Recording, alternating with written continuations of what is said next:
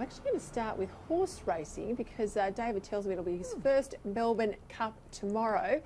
Prue, I've been watching the protests for many years. I used to work in the horse racing industry in between stints in politics, so we're racing Victoria for 3 years. So there were protests all those years ago, 15 odd years ago, predominantly around jumps racing, but flats, racing on the flat, which is thoroughbred racing, which is the Melbourne Cup, that's now picking up a lot of protests. And there's now even a hashtag, Say No to the Cup, that's appearing on social media.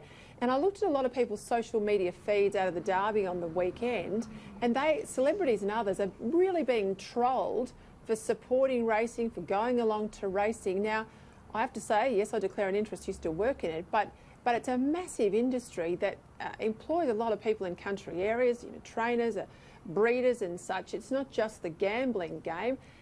Are we suddenly against everything that makes us an Australian? I think so, Peter. You know, it's just incredible, isn't it, that these people on this vegan, anti-everything campaign, these activists who've got obviously no jobs, you know, they're relying on us to keep them, you know, in this space, you know, are just really just creating so much havoc. It's so un-Australian. I mean, this is an iconic day for all of us, even if you don't have a normal bet. I mean, everybody I know has a flutter on the Melbourne Cup, and it's just, it is the race that stops the nation, and it binds us all together. And we have these people who are just trying to attack the very fabric of what is dear to many of us, all for the sake of protesting and keeping themselves from idle. You know, really, I think, you know, I just find it really, it's very sad. I think what we need to do is maybe put them all into a pasture somewhere and let them just simmer and you know, just condone their fury, conduct their fury. I mean, we don't want all of this kind of disruption in our lives. We go about our lives to raise money. We have these to raise money and live, and we have these people trying to disrupt it and, you know, our day-to-day lives, and it's just appalling. And I just think, you know, so un-Australian. I hope we all just ignore these people tomorrow. They're just pests. Yeah, it's getting more than just the fringe though, David. I mean, the Guardian Australia was saying that the Melbourne Cup is now problematic, whatever that means.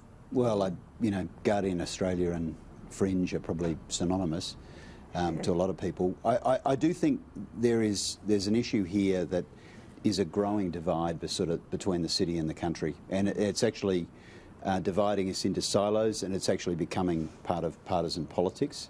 And so the fact this is, as Prue rightfully says, is part of our culture, it's part of our way of life.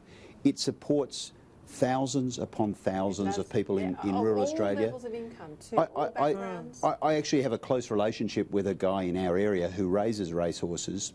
The animals are treated superbly well. But it's one of these debates where the facts no longer matter. Right. It just becomes a hashtag, and away it goes. It's in the Twitter sphere. The one thing I do feel good about is that things like the election show that these are really marginal people who have a disproportionate voice. But you've got to remember, the Twitter sphere does not represent the mainstream. So I am going to the Melbourne Cup tomorrow. I'm happy to be there. It'll be my first one. But it'll be still watched by millions upon millions of Australians. It's a rite of passage. Correct. It's a bucket yeah, list correct. Bucket list thing.